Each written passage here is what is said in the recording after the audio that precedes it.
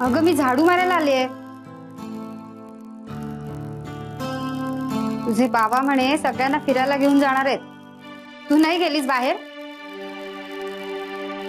मला माहितीये, युवीने सांगितलं होतं.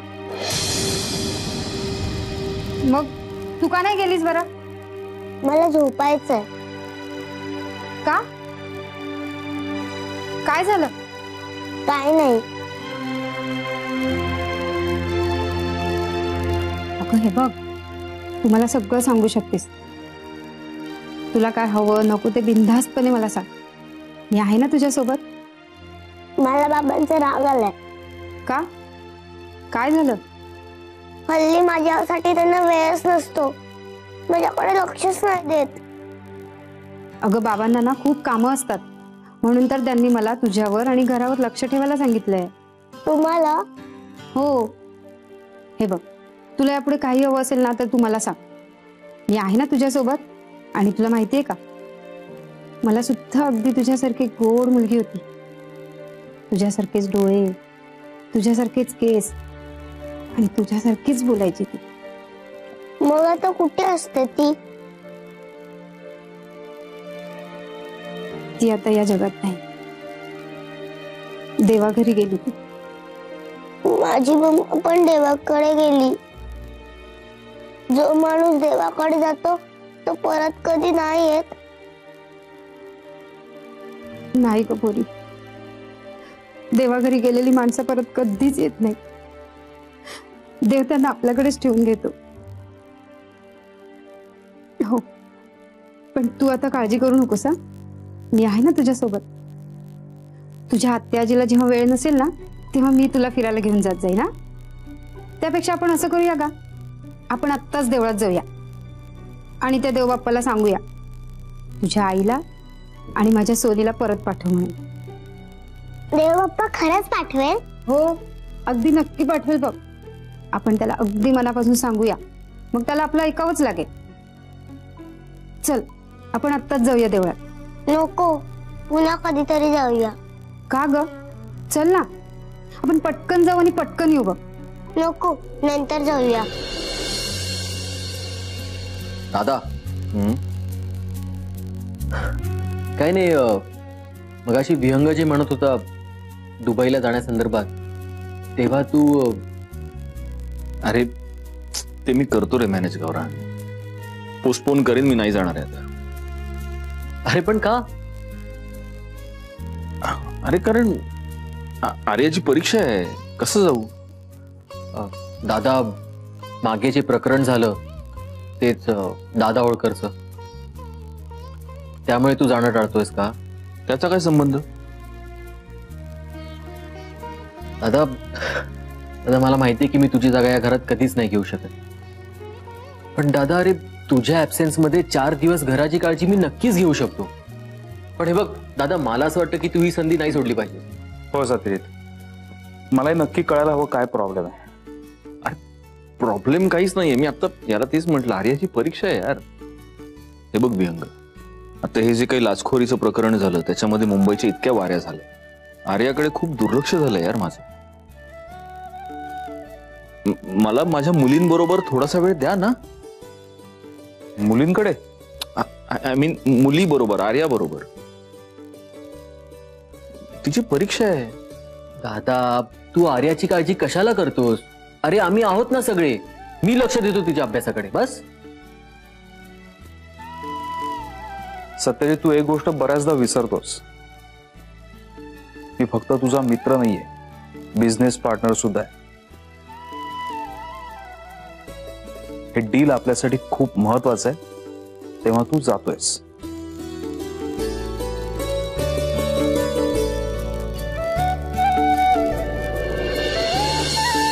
हॅलो. हो नाही, माझ्यावर कोणालाही संशय आलेला नाही. हो, असं सारखं सारखं तुमच्याशी फोनवर बोलायला नाही जमणार मला. मला सांगितलं ना 10 वेळा की तुमचं काम होईल म्हणून. हो, इथे एखाद्याला जरी संशय आला ना तर सगळं मुसळ केरात जाईल. हो, आणि त्या पोरीचा बाप, त्याची तर अगदी गरुडासारखी नजर असते त्या पोरीवर. त्याही त्या मुलीला नजरेआड होऊ देत नाही. तुम्ही अजिबात काळजी करू नका, तुमचं काम होईल. आणि हो, जरा माझ्या अकाउंटला पैसे जमा करा. बर चला, ठेवते मी.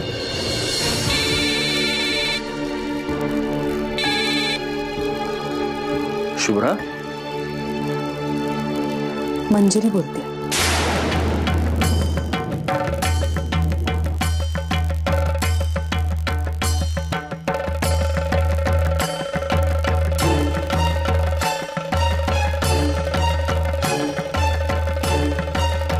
मंजिरी, सरनाईक.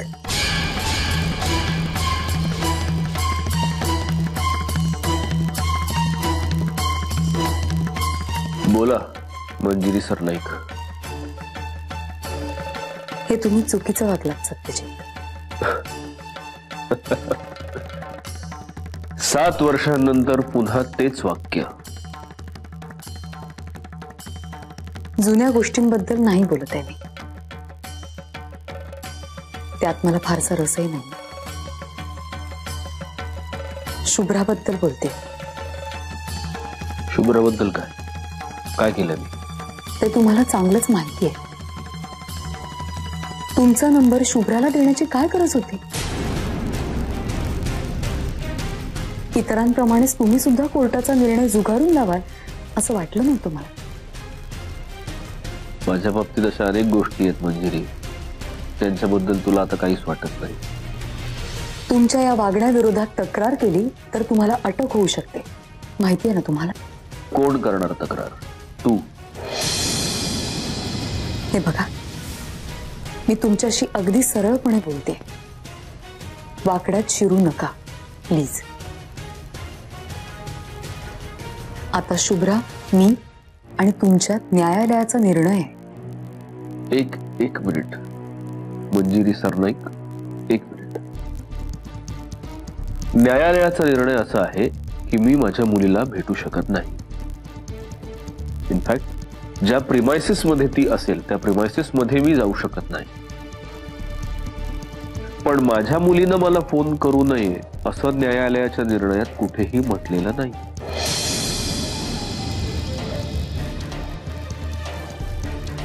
अच्छा, आता या कोर्टातल्या टेक्निकॅलिटीजला धरून तुम्ही माझ्याशी बोलणार आहात तर? ज्याला जी भाषा कळते त्या भाषेत त्याच्याशी बोलावं, हे माझं जुनं तत्व आहे. तुला काय वाटलं मंजिरी?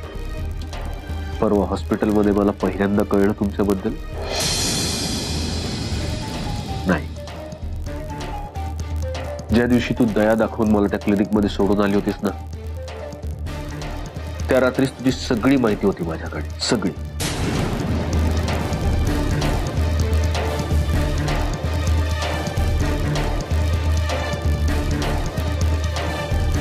तुझ्या गाडीचा नंबर, तू कुठे राहतेस, तुझ्या बिल्डिंगचं नाव, विंग, फ्लोर, फ्लॅट नंबर, तुझी बिल्डिंग कुठल्या रंगाची आहे, तुझ्या बिल्डिंगच्या आसपास कुठली झाडं आहेत, सगळं सगळं माहिती होतं मला मंजिरी. पण तरीही मी आताताईपणा केला नाही. मनात आणलं असतं तर त्याच रात्री तुमच्या घरात घुसू शकलो असतो, पण मी नाही केलं तसं. संयम ठेवला मनावर. सत्यजित, गेल्या 7 वर्षात मी खूप सांभाळलं सगळं, स्वतःला, माझ्या मुलीला. आणि आता तुम्ही. पण 7 वर्षापूर्वी तू जे वागलीस ते करण्याचा तुला काहीही हक्क नव्हता मंजिरी.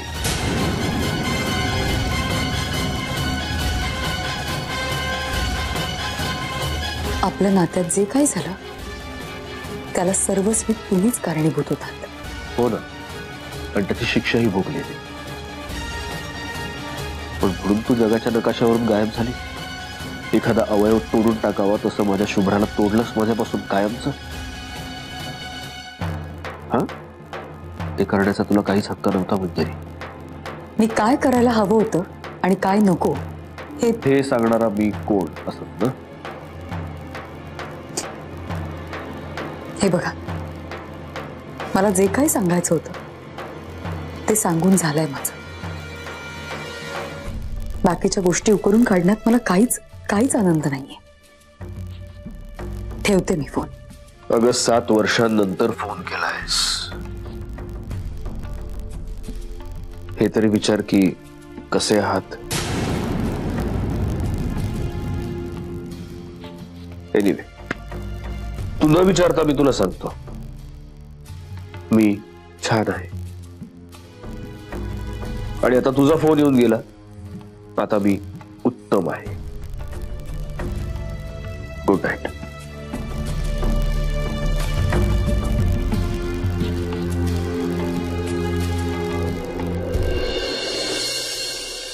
कधी कधी कसं होतं मंजुषा, छोट्या छोट्या गोष्टी असतात ज्यांच्याकडे आपलं लक्ष जात नाही.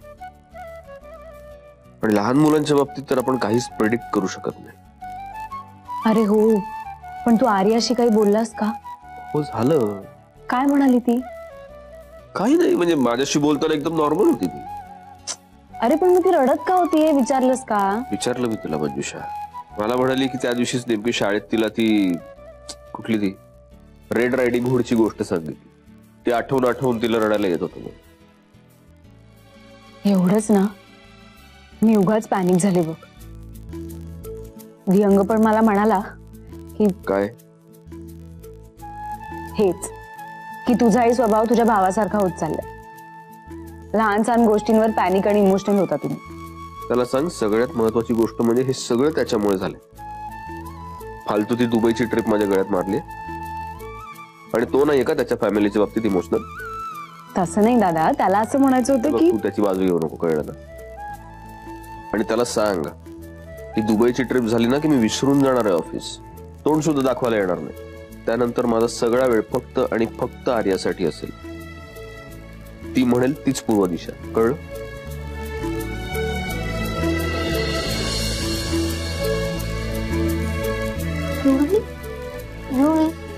काय झालं? टीचरने तुला पनिशमेंट केली का? तरी घरचे सांगत होते ना की मस्ती करू नकोस म्हणून.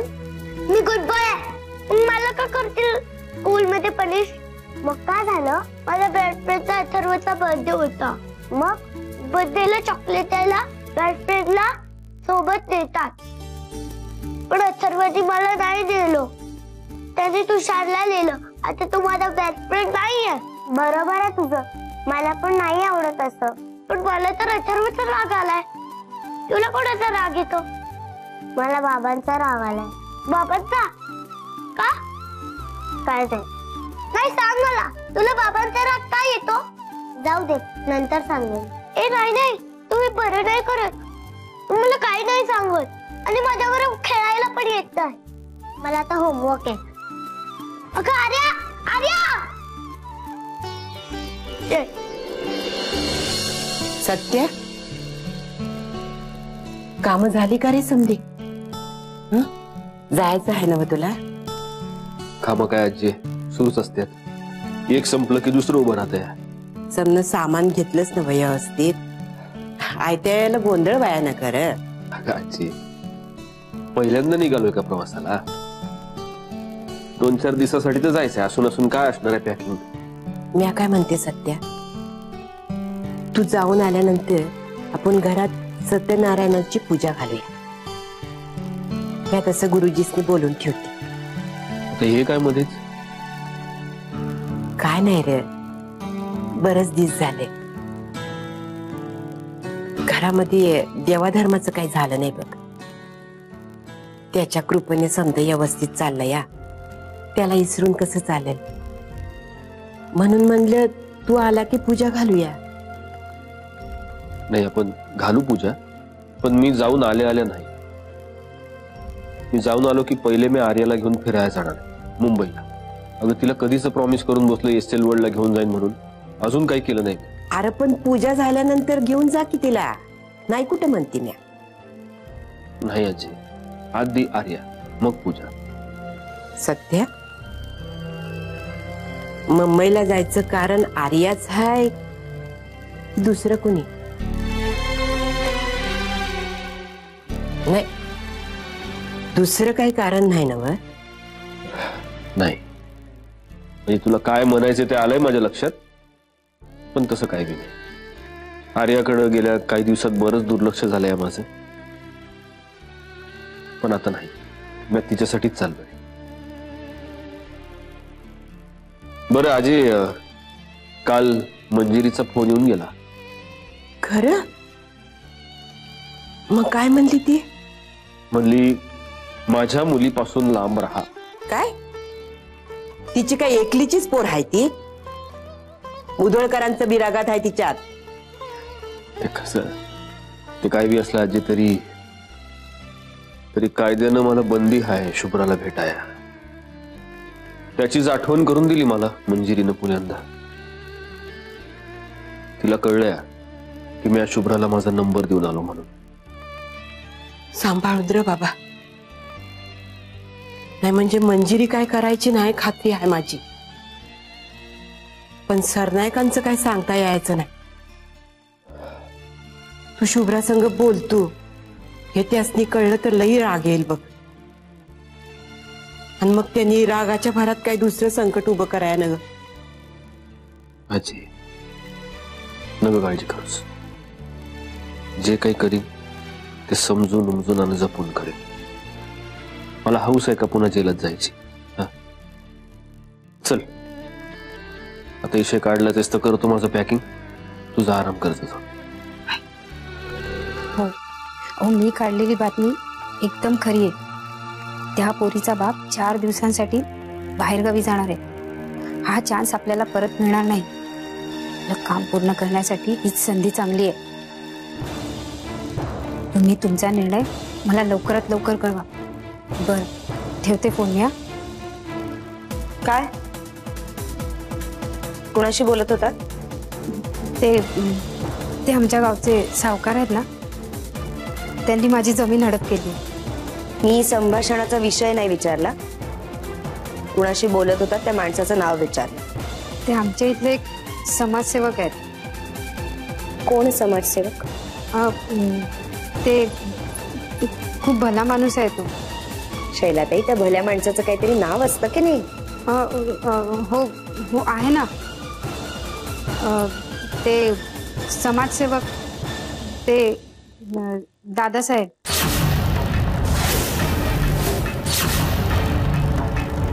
दादासाहेब? हो, ते दादासाहेब कदम.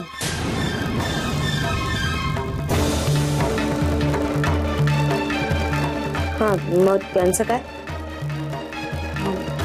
त्यांनाच फोन केला होता मी. बघावं म्हटलं काही होतंय का ते. पण तुम्ही तर म्हणाला होतात की तुमची जमीन कायमची गेली म्हणून.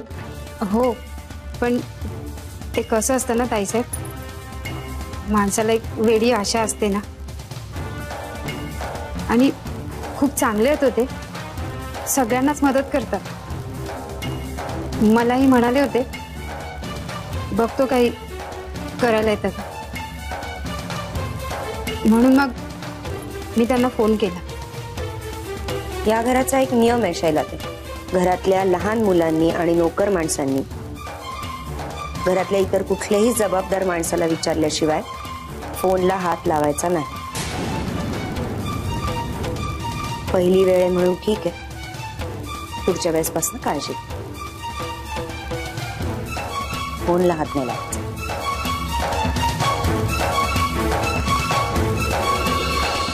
मनो, मनो. काय बाबा?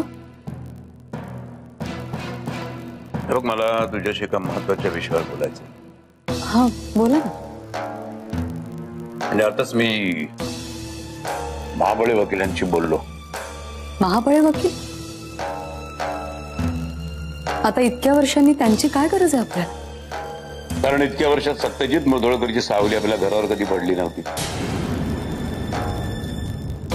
माझा त्या माणसावरती काडी मात्र विश्वास नाहीये. ब्रह्मदेवाने जरी मला सांगितलं ना की त्याच्यावरती विश्वास ठेव, तरी सुद्धा तो बसणार नाहीये. तो हॉस्पिटलमध्ये येऊन शुभ्राला भेटून गेलाय आणि आपण कुठे राहतो हे सुद्धा त्याला कळलंय. उद्या तो काय करेल याचा मला भरोसा नाही. बाबा, अजून तरी ते तसं काही वागलेले नाही. तर तसं वागायची वाट बघत मी थांबणार नाहीये, म्हणून मी महाबळेंना फोन केला.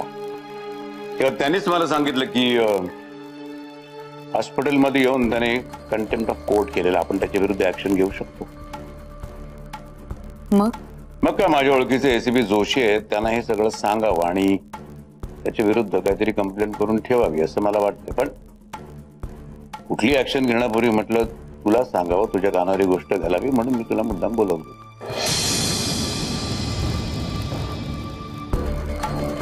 माझ्या लक्षात येत आहे तुम्हाला काय म्हणायचंय ते.